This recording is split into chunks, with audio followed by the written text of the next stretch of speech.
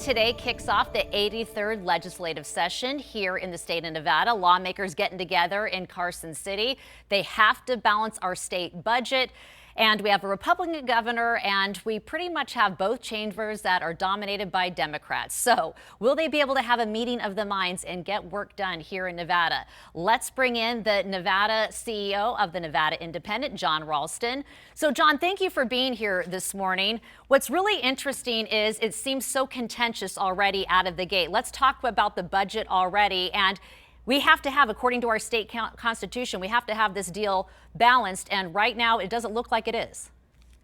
It's not, Kim, and you're right. It already has been contentious even before the session started. The governor gave his State of the State speech in mid-January and announced that everything is going well.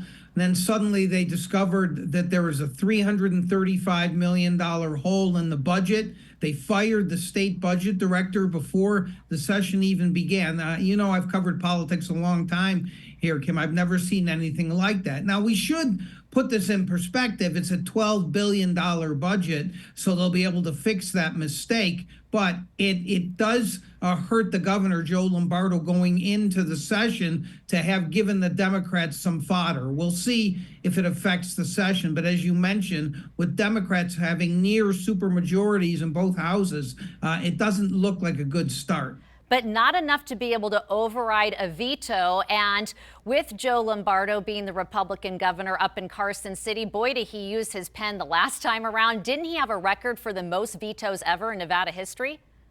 He did. It was 75 vetoes, and the Democrats sent him a lot of bills that they knew he wouldn't sign. And Lombardo vetoed bills that the Democrats tried to use in the election last time that had to do with kids and school lunches and to make him look bad, but all to no avail. They couldn't get their supermajority, so they can't override a veto unless they were to get a Republican or two to support them, which is highly unlikely. And it's way too early, obviously. We have 120 days to go to see if Joe Lombardo is going to break his own record. But the Democrats are not happy. The governor says he wants to compromise, but it's way too early to know if that's actually going to happen, considering some of the bad feelings left over from the election, Kim. Well, and you're so right on with just the sentiment here. Before we had a Republican governor recently, and Brian Sandoval, that I believe you dubbed, my friend, Sunny Sandoval,